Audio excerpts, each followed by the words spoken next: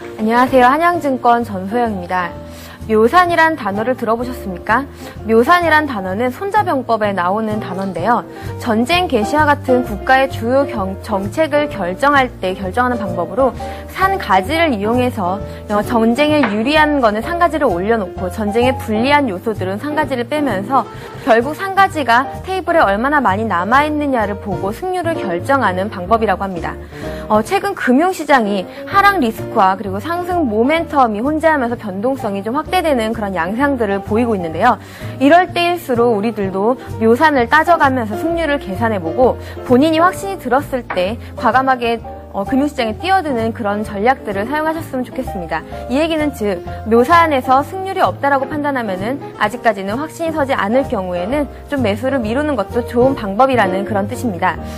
제 앞에는 아직까지는 상가지가 별로 없습니다. 따라서 투자에는 아직까지는 조금 비관적인 그런 그런 예상들을 하고 있습니다. 네, 안녕하십니까. 동부증권 김근호 대리입니다. 예, 최근 국내 증시 마라톤 선수보다는 우사인 볼트 같은 단거리 육상 선수가 좀 돼야 된다는 말씀을 좀 드려야 될 것 같은데요. 최근에 우리 증시의 가장 큰 특징 역시 변동성이 아닐까 좀 말씀을 드릴 수 있을 것 같습니다.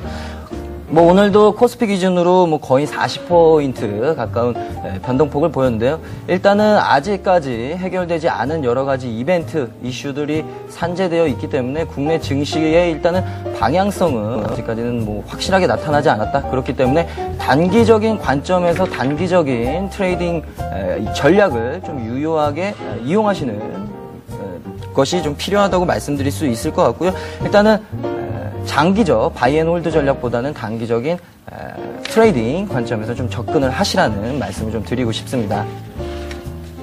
감성시황으로 시작했습니다. 본격적으로 시작해볼까요? 두 전문가, 한양증권 전소영 연구원, 우리 SS의 올해 29고요. 동부증권 김근호 대리 오셨습니다. 두 분 어서 오세요. 안녕하십니까? 네, 오래간만에 어제 참 기분이 좋았는데 그냥 간단하게 오늘은 어떠셨어요? 오늘은 사실 이제 특징적인 흐름들은 별로 감지하지 못했고요.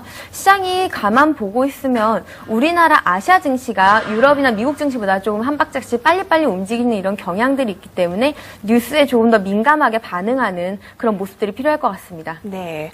김근호 대리께서는 분명히 신뢰가 되겠지만 약간 개그맨 변기수 씨랑 약간 이미지가 좀 비슷하신 것 같아요. 그 DJ 변. 네. 네. 죄송해요. 아닙니다. 네.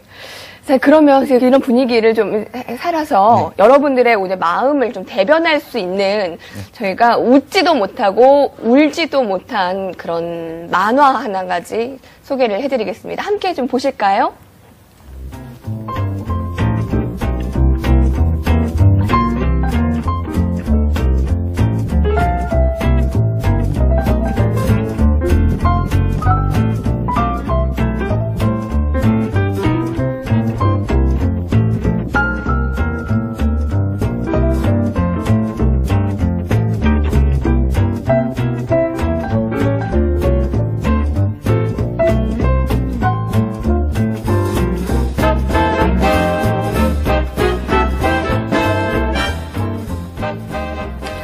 보셨어요? 제목은 주식입니다. 저는 주식 변동성이라고 지있기도 했는데 외국인과 기관은 던지기 바쁘고 개인들은 그걸 받아먹기 바쁘구나. 개인들의 바람이 있어요. 괜찮아. 지금이 매수 적기잖아. 주식 박앤세일이야. 빨리 올라타자.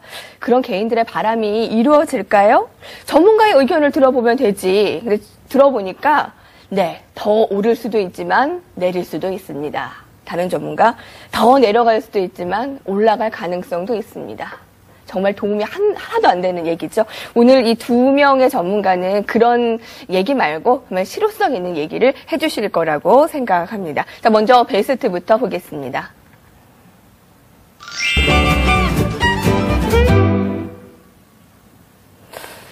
루비니 교수 얘기부터 간단하게 해드려야 되겠네요. 미국 뉴욕대 교수가 이미 미국에서는 경기 침체가 시작됐다라고 얘기를 하고 있습니다. 유로존과 영국 역시 비슷한 양상을 보이고 있다.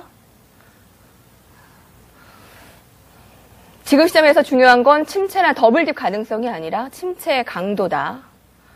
라는 건데요. 문제 해답은 유로존 위기를 어떻게 대처하느냐에 달려 있다라는 겁니다. 뭐 안 좋은 얘기 시작하고 있네요. 자, 오늘 이제 반등을 나타내다가 하락. 자, 계속 뭐 얘기를 뭐 분석부터 들어보도록 하죠. 오늘 하루요. 네, 일단 오늘 전일에 일단 미 증시와 유럽 증시의 어떤 좋은 흐름으로 일단 국내 증시까지 좀 여파가 좀 미치나 했었는데요. 역시나 장 후반에 좀 약세로 좀 마감을 하는 모습이었습니다. 일단 국내 증시 가장 큰 변수는 변동성이라고 좀 말씀을 드릴 수 있을 것 같고요. 일단 국내 증시의 일단 방향성은 아직 잡히지 않은 상황이기 때문에 국내 증시가 좀 어떻게 흘러갈지는 향후 좀 대응하는 전략으로 좀 임하시라는 말씀 드리겠고, 일단 유로존 지역의 안도감이 어느 정도 일고 있다라는 말씀을 좀 드릴 수 있을 것 같습니다. 그런 것들이 단기적으로나마 투자 심리를 좀 개선시키는 재료로 작용을 했고요. 그리고 그리스 쪽의 해결책들이 일단 가시화가 하나둘씩 좀 되면서 일단 긍정적으로 좀 해결이 되는 것이 아니냐라는 유럽 지역의 좋은 분위기가 글로벌 증시 및 국내 증시, 전거래일에 굉장히 큰 폭의 상승을 이끌어냈는데요. 네. 영향을 좀 주었다. 그렇기 때문에 일단은 오늘은 좀 하락 마감했지만 아직까지는 재차 하락의 어떤 기조가 보이진 않는다. 그러니까 오히려 단기적으로는 상승의 방향에 조금 더 포커스를 맞추자라는 말씀을 좀 드리고 싶습니다. 네. 왜 유럽 증시가 간밤에 4, 5% 급등했잖아요. 뉴욕도 장 초반에는 급등을 나타냈고요. 그 이유가 독일 총리가 가능한 모든 협조를 하겠다라고 우호적인 얘기를 했고, 또 하지만 너네도 뭐를 해라. 그리스 너네도 뭔가 움직임이 있어야 되지 않겠느냐 해서 긴축을 이제 자기들도 하겠다라는 그랬죠. 얘기를 했네요. 네. 저희 유럽 뉴욕에 대한 분위기, 또 오늘의 코스피 이어진 바람까지 어떻게 보셨습니까? 일단 그 독일에 대한 그 반응은 그리스가 부동산 세법에 대한 증액 방안에 대해서 합의를 했죠. 이런 이슈들이 가장 먼저 이제 반응을 했고, 이 이후에 독일과 그리고 이제 트로이카라고 불리는 IMF, ECB, EU 이렇게 트로이카가 그렇다면은 이제 어느 정도 합의가 됐으니까 우리가 그리스 실사를 나가겠다. 이런 모습들이 굉장히 호재로 작용을 했습니다. 하지만 그 내용들을 들여다보면요. 이 같은 내용이 어떤 상황이냐. 그리스의 구제 금융 그 지원을 합의하는 내용입니다. 계속해서 이제 그리스를 계속해서 지원을 해야 되는데 이번에 지원을 하면은 일단 12월까지는 시간을 벌게 됩니다만은 그 이후에는 또다시 지금과 같은 상황이 벌어질 가능성이 상당히 있다라는 이런 점. 그리고 독일에서는 이런 긍정적인 발언뿐만 아니라 장 막판 뉴욕 증시가 소폭 하락한 채로 하락하면서 마감한 상승폭을 줄이면서 마감한 요인이 됐습니다만은 그 이유가 독일에서는 그 유럽재정안정기금의 증액 방안에 대해서 7월 달에 증액하기로 한 그만큼의 증액은 허용이 되되 그거보다 더한 증액은 허용하지 않겠다라는 이런 강경한 입장을 밝히면서 증시에 조금 악재로 작용을 하는 그런 모습이었습니다. 이 같은 것들을 종합을 해봤을 때 그리스를 죽이기는 어렵습니다만은 그렇다고 살려두기에도 유로존 국가들의 너무나 많은 이견들이 있다라는 것을 계속해서 확인을 할 수가 있겠고요. 이번에 어느 정도 해결이 된다 하더라도 이런 것들이 펀더멘털 상에 어느 정도 긍정적인 영향을 주지는 못할 것이다. 다만 위기가 봉합되는 수준에 그친다라는 이런 점을 계속해서 좀 상기시켜주는 것 같습니다. 네. 왜 우리 친한 친구들끼리 밥 한번 먹으려면 메뉴 가지고도 싸우고 고민이고 이견이 좁혀지지 않잖아요. 이 유로존에 있는 국가들도 얼마나 의견들이 다르겠어요. 그래서 이견이 있기 때문에 계속 의견이 좁혀지지 않아서 뉴욕이 상승폭이 좀 축소된 것으로 좀 얘기를 좀 들어볼 수가 있습니다. 은행주가 어제 오늘 반등 무드를 나타내고 있는데 어떻게 보셨습니까? 네, 은행주 최근에 일단 반등세 굉장히 좀 강하게 나오고 있는 것 같은데요. 사실 은행주의 가장 기본적인 특징이 글로벌 은행주들과 주가의 흐름을 굉장히 좀 같이 한다라는 움직임이 나오고 있는 것들을 봤을 때는 최근에 어떤 상승 무드는 좀 당연하다라는 말씀을 드릴 수 있겠는데요. 그렇다면 최근에 은행주들이 강한 모습을 갖고 있는 기본적인 이유 역시나 방송 초반에 말씀드렸던 유로존 지역의 재정 위기 완화에 대한 기대감이 가장 기본적이다.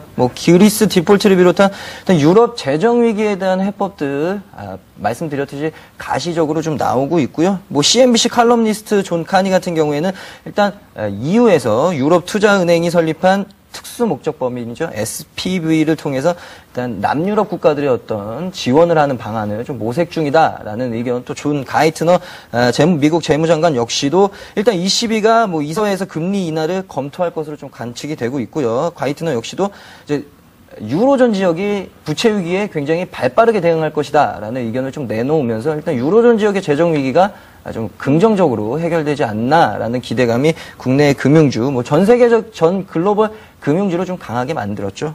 그런 이유였고, 또 한 가지 펀더멘탈적으로도 사실 굉장히 저평가 국면에 있다.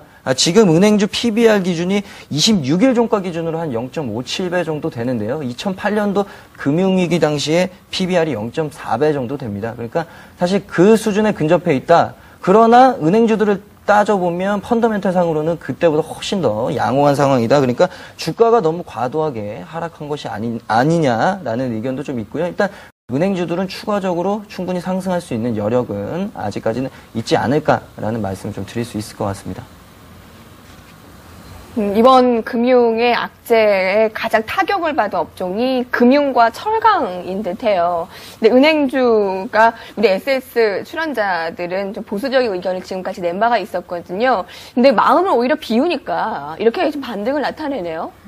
뭐 단기적인 반등 국면일 가능성이 좀 높다라고 판단이 되고 있고요. 실제로 글로벌리 금융주의 차트를 살펴보신다면은 금융 관련 이런 이슈들이 나올 때마다 상당히 많이 하락을 했다가 최근에 어느 정도 이제 봉합 기대감이 이제 나오면서 유럽의 이제 특히나 프랑스 은행들의 그 은행주들이 상당히 많이 올라온 이런 이틀 동안 상당히 많이 올라왔습니다만은 계속해서 뉴스들을 살펴보시면은 그리스 국채 탕감에 관해서 지금까지 한 20% 정도의 헤어컷을 적용을 했는데요. 이 헤어컷을 50%까지 적용할 수 있다라는 이런 이야기들이 나오고 있습니다. 그렇게 되면은 그리스 국채를 들고 있는 은행들은 그것들을 반값에 지금 처분할 수밖에 없는 상황인데 그마저도 처분이 어렵고 이만큼의 나머지 반에 대한 대송충당금을 쌓아야 되는 입장입니다. 따라서 이런 것들이 글로벌 은행주에는 그렇게 긍정적인 영향은 아니고 최근 들어서 글로벌 은행주에 연동되고 있는 국내 은행들의 주가 흐름에도 긍정적인 흐름은 아닐 것으로 예상이 되고 있고요. 다만 이제 단기적인 반등에 의한 트레이딩 접근까지는 어느 정도 이제 이슈에 의해서 접근해 볼 만하다라고 판단되고 있습니다만은 펀더멘털적으로 저는 여전히 보수적인 의견 유지하고 있습니다. 그렇군요.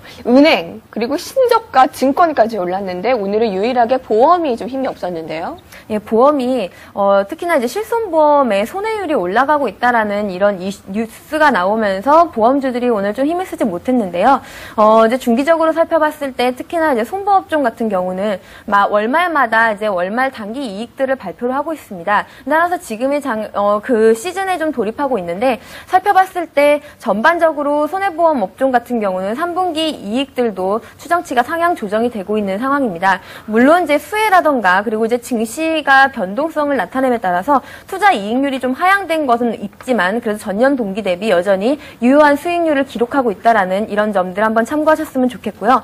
생명보험사 같은 경우는 이제 매크로 변동성에 의해서 자산평가 손실이 어느 정도 좀 나타났고요. 계절적으로 이제 손해율이 상승하는 이런 영향들이 있습니다. 하지만 이제 보험업종 같은 경우도 꾸준히 살펴보시면 아시겠지만 외국인들이 조금씩 매수하고 있는 그런 업종이기 때문에 이제 단기적으로 조금씩 살펴보셔도 나쁘지 않을 것 같습니다. 네. 자, 그 이후에 오늘 자동차 부품주를 업종에 오늘 이슈로 볼 텐데요. 김근호 대리님, 네. 최근에 지점에서 굉장히 많은 매매를 하고 있다고 들었어요. 네. 자동차 부품주에 워낙 관심도 많고요. 네.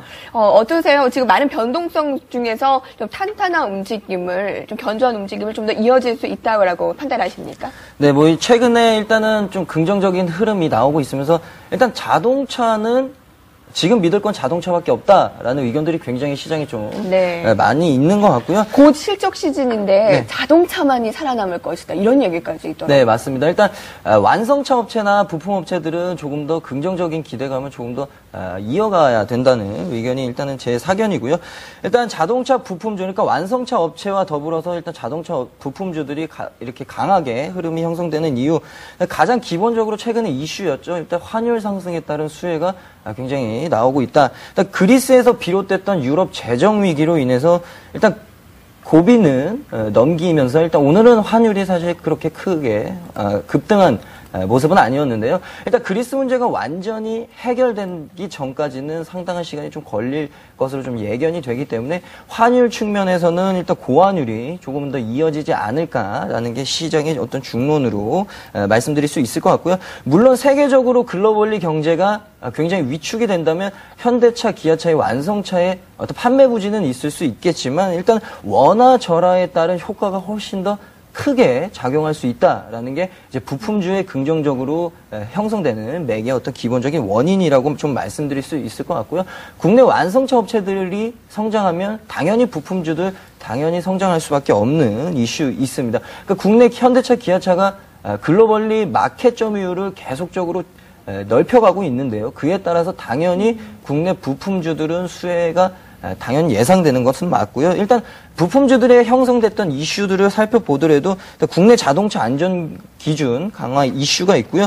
국내 부품 업체들이 사실 예전에는 현대차, 기아차의 매출처가 제한돼 있었지만 이제는 국제적인 자동차 업체들도 납품을 하는 현실이고 일단 하반기에 또 신차 출시에 대한 기대감도 있기 때문에 긍정적으로 한 번 더 봐줘야 되는 시기가 아닌가. 3분기에 실적도 2분기보다는 좋지 않을까라는 네. 예상을 조심스럽게 하고 있습니다. 네. 긍정적인 의견이었습니다. 이렇게 급등락이 있는 와중에 하나라도 좀 기댈 곳이 있어야 되겠죠. 누군가 주식시장을 종교로 치면 불교에 가깝다라고 합니다. 버릴 걸 버리고 마음을 비우면 좀 더 편안해진다라는 건데요. 그래도 볼 건 봐야 되겠죠. 워스트 이슈 보겠습니다.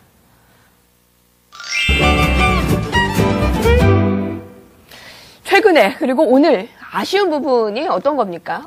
네, 수급이 사실 제일 아쉬운 부분입니다. 외국인이 이 거래일 연속 순매수에 들어왔다고 해서 이제 이런 부분들을 긍정적으로 볼 만한 그런 요소는 아직까지 아니다라는 판단이 들고요. 실제로 지금 수급 주체들이 어떤 방향성을 가지고 매매하지는 않습니다. 트레이딩 관점으로 접근을 하고 있기 때문에 오히려 방향성이 안 보이는 시점에서 개인 투자자분들이 접근하기가 상당히 어려워지는 시장들이 연출이 되고 있는 모습입니다. 장기 매수 주체가 없다라는 점은 시장을 이끌 만한 견인이 되지 않다라는 거기 때문에 증시의 지수를 이끌 만한 그런 요소가 아니다라는 점에서도 상당히 좀 부정적으로 받아들일 수밖에 없고요. 오늘 뭐 그나마 이제 긍정적인 요소는 IT 같은 경우는 이제 기관과 외국인의 쌍끌이 매수가 나오고 있다라는 이런 점, 그리고 이제 금융주에서도 외국인이 매수가 지금 계속해서 유입이 되고 있는 모습인데 이 금융주 같은 경우는 이제 배당 관련 수요들이 이제 관측이 되고 있기 때문에 이런 부분들 이제 뭐 집중해서 보신다면은 이제 뭐 바람직하겠지만 금융주 같은 경우는 아까도 언급드렸지만 펀더멘털적으로는 아직 긍정적인 면보다는 부정적인 면에 조금 더 집중을 하셨으면 좋겠고요. 배당 관련된 이런 수요들도 어느 정도가 나오고 있는지 관측을 하실 필요는 있겠습니다만은 외국인 같은 경우는 최근 이틀 동안 들어온 순매수가 아마 환율에 어느 정도의 1,200원에서의 저항을 받았지 않습니까? 이거에 따라서 단기적인 환율을 노리는 환배팅 세력이 아닐까라는 그런 조심스러운 추측도 함께 해봅니다. 이런 세력들은 단기성 자금이기 때문에 언제든 환율의 변동에 의해서 빠져나갈 수 있다라는 이런 점도 유념해 두셨으면 좋겠습니다. 네. 증시 변동성 확대가 조금 더 지속될 가능성을 우리가 좀 조심하자라는 측면에서 얘기를 좀 해주시는 것 같네요. 네. 오늘의 미운 오리 새끼, 그럼 OCI를 볼까요? 먼저 다시 한번 마감을 보겠습니다. OCI가 오늘 194,500원입니다. 거의 한가고요. 볼까요? 목표가가 한 66만 원까지 있었습니다. 목표가의 거의 3분의 1 토막도 되지 않는 지금 주가 흐름이고요. 오늘 기관에서 화학업종을 좀 매도를 많이 했는데 그중에서 OCI 매도가 대부분입니다. 불과 몇 개월 전 이 4월 말에 60만 원 넘던 이 OCI 이놈이 20만 원이 깨지다니 쩝라는 얘기입니다. 참 마음이 아프죠? 네, 그렇습니다. 그리고 이제 대부분의 이제 개인 투자자분들이 50만 원 이상에서 매수를 많이 하셨기 때문에 더더욱 이제 이런 흐름들이 참 안타깝게 좀 다가올 수밖에 없는데요. 이런 부분들이 상반기에 우리가 유가가 상승하면서 대체 에너지에 대한 그리고 태양광에 대한 상당한 이런 긍정적인 시각들이 유지가 됐고 이런 것들이 수급과 맞물리면서 특히 OCI 같은 경우는 어느 정도 기관이나 이런 전문가들 입장에서도 너무 과매수 국면 국면이 아닌가 싶을 정도로 상당히 급등한 이런 영향들이 있었습니다. 거기에다가 폴리실리콘 하락과 관련돼서 OCI에서 폴리실리콘 가격을 하락하겠다라는 이런 이야기들이 나오면서 오히려 계속해서 좀 충격을 받는 그런 흐름들을 연출하고 있습니다. 일단 이제 OCI 같은 경우는 이번에 그 폴리실리콘 가격을 인하하겠다라고 이제 발표를 한 이유 중에 하나가 고객사들이 폴리실리콘 가격이 너무 높게 책정이 되어 있기 때문에 실제로 수익을 내지 못하거나 파산할 가능성이 높다라는 점, 그리고 이제 중국 같은 이제 경쟁 업체들이 이 가격을 인하하게 되면은 OCI 같은 이 태양 폴리실리콘 업체들이 받을 타격 같은 것들을 고려해서 단기적으로 좀 수익의 악화가 예상이 되더라도 좀 중장기적인 시각을 바라봤을 때 회사를 살릴 만한 그런 방안들을 택한 것 같습니다. 이 태양광 시장 같은 경우는 일단은 이제 단기적으로는 공급 과잉 시장은 맞습니다만은 이 태양광 시장이 계속해서 성장해 나가기 위해서는 폴리실리콘 가격이 하락함으로 인해서 오히려 태양광 설비 같은 것들이 전 글로벌적으로 상당히 많이 뿌려져야 이렇게 태양광 산업이 발전할 수 있기 때문에 사실 폴리실리콘 가격의 하락은 장기적인 요인으로 봤을 때는 좀 긍정적인 모습이지만 일단은 너무나 이제 수급도 좋지 않고 이런 이슈들이 맞물려 있기 때문에 단기간에 뭐 가격이 많이 떨어졌다라는 것들을 보고 들어가기는 조금 위험스러운 구간이라고 볼 수가 있겠죠. 그렇군요. 매매 관점에서는 그런 단기 반등 이용하기에는 좀 위험하다라는 얘기를 해주셨는데 지점의 분위기는 또 어떨까 좀 얘기를 좀 들어보고 싶습니다.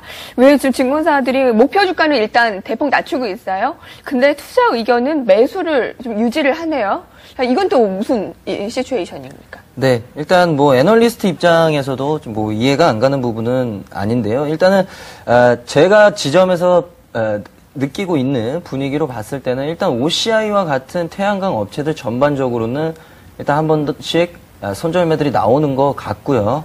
지금 상태에서 매수 관점을 말씀드리기에는 사실 어려운 시점이다. 질문도 많으셨죠? 네, 한번 맞습니다. 너무 많이 떨어졌는데 한번 네. 들어가 볼까라는 네. 질문이요. 네, 근데 사실 떨어지는 주식을 저가라고 생각해서 매입 의견을 좀 드리는 분들이 계신데 일단 사실 지금 상태에서 업황이 턴어라운드 되지 않는 이상은 OCI를 비롯한 태양광 업체들이 한 번 더 힘들어질 가능성은 크고요. 그러니까 태양광 산업이라는 것에 대해서 기본적으로 봤을 때는 역시나 유럽 지역의 영향력이 굉장히 큰데 지금 유럽 경제 위기로 인한 태양광 산업 전반적으로 긍정적인 기대감은 이미 사라진 지 어느 정도 됐다고 좀 말씀드릴 수 있을 것 같고요.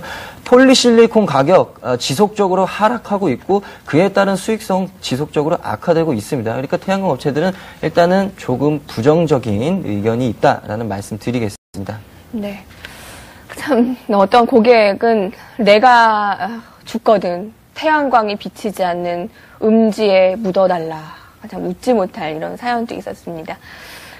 속보 한 가지 전해드릴게요. SK텔레콤이 3세대 데이터 서비스 무제한 요금제 폐지를 검토할 수 있다고 합니다. 여러분 쓰시면서 아마 무제한으로 거의 쓰실 거예요. 그런 것을 좀 폐지한다고 하는데 SK텔레콤한테는 좀 호재 소식이네요. 우리한테는 안 좋은 소식이고요.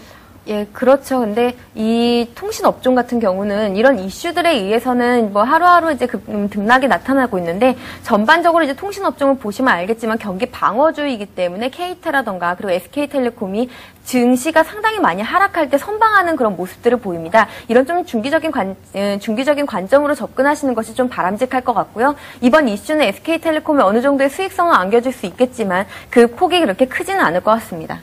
알겠습니다. 여러분 오늘 이슈 정리해봤습니다. 도움 되셨죠? 이제 정리를 한번 쫙 여러분들 나름대로 해보시고요. 지금부터는 내일장 전망 대응 전략 세워보도록 하겠습니다.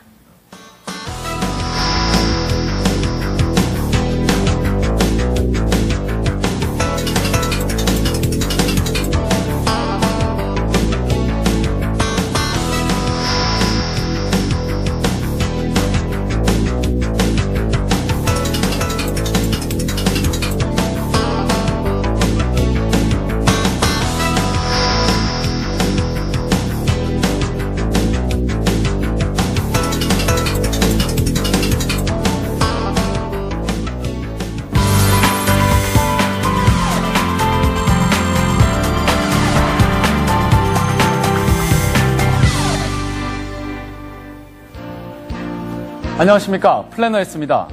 이 시간을 통해 환율 움직임에 주목해야 한다는 전망 많이 살펴봤습니다.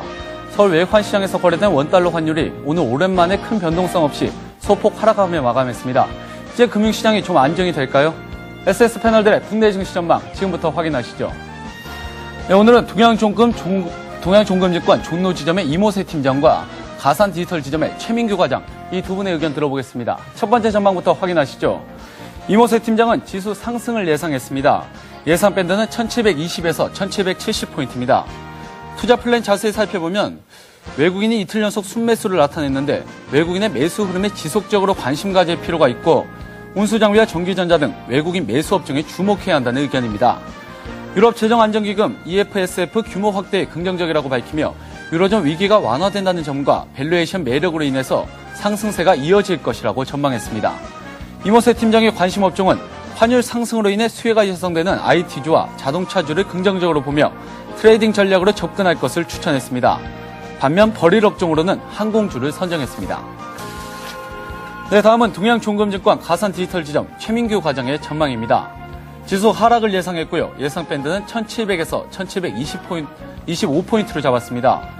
역시 외국인의 현물 매수세가 연속성을 지닐지 지켜볼 필요가 있다고 말했는데요. 또 그리스 디폴트 문제가 앞으로의 금융시장 안정을 위한 키포인트라고 봤고요. 다음 달 3일에 결정되는 6차 지원안은 실행될 것으로 판단했습니다. 그리고 내일 BHS가 평균 0.9포인트 이상 형성되는지 살펴봐야 한다는 의견인데 0.9포인트 이상으로 형성된다면 차익거래에서 매수세가 유입되기 때문입니다. 관심 업종은 레저 업종이고요. 그중에서도 파라다이스를 추천했습니다. 반면 은행주에 대해서는 부정적으로 내다봤습니다. 자, 두 분 중에 가산디지털지점의 최민규 과장 전화 연결되어 있습니다. 과장님 안녕하세요. 네, 안녕하세요. 네, 내일 지수 하락을 예상하셨는데요. 국내 증시 추가 조정 가능성을 예상하시는 건가요? 일단은 추가 조정의 가능성은 열어놔야 된다고 보고 있습니다. 일단 오늘 외국인이 매수세가 들어왔음에도 불구하고 지수는 그렇게 견조하지 못한 모습을 현재는 보여주었고요.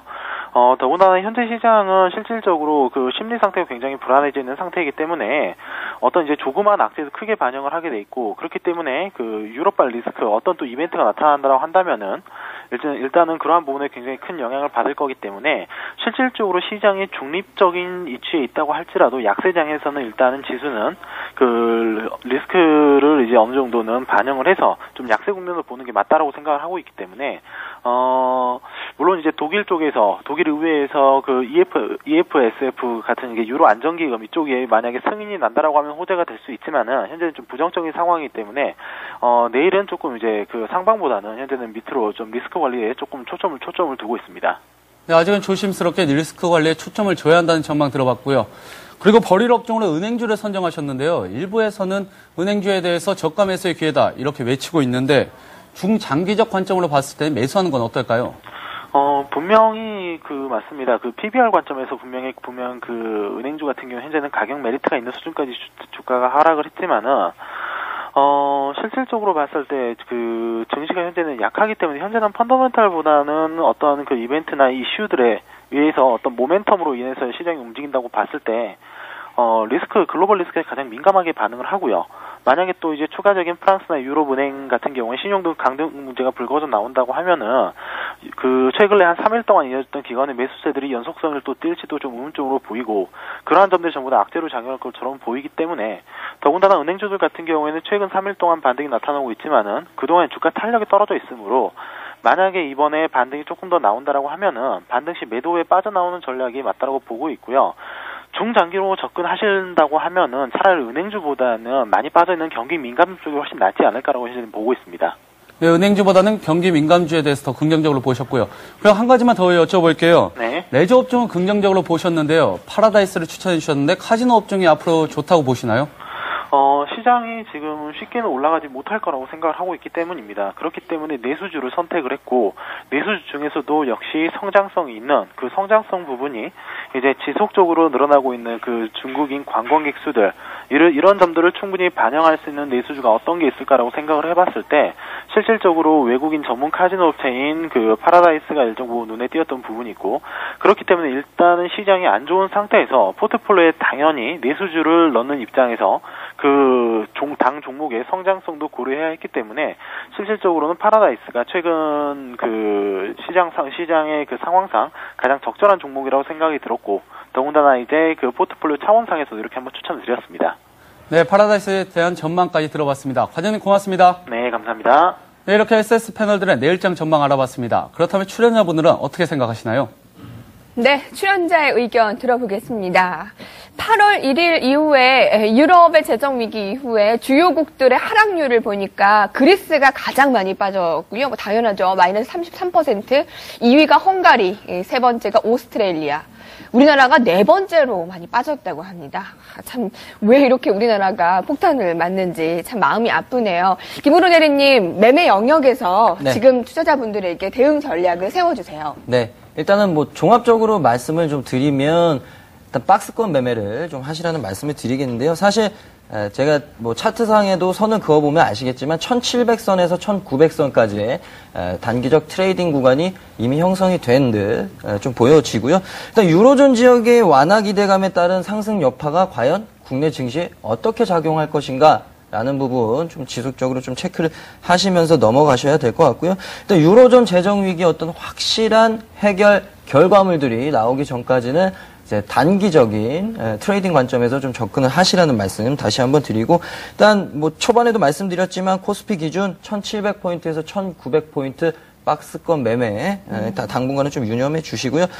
수급 부분에서는 외국인의 매수가 과연 지속이 될 것인가라는 부분 좀 네. 체크를 하셔야 될 것 같습니다. 이는 역시나 환율하고도 좀 연동이 돼 있고요. 오늘 장을 보더라도 사실 외국인이 선물을 매도하면서 프로그램 매물들이 나왔고 오히려 외국인들 현물 쪽에서는 저가로 좀 받아가는 모습이 나왔는데요. 이런 부분은 그래도 나쁘진 않다라는 말씀을 좀 드리고 싶고, 그리고 국내 증시 밸류에이션 상으로는 아직까지 충분히 메리트는 있어 보입니다. 뭐 국내 증시 지금 구간 PBR 뭐 1배 근처에 있는 구간인데요. 사실 지금 상태에서 밸류에이션은 충분하다.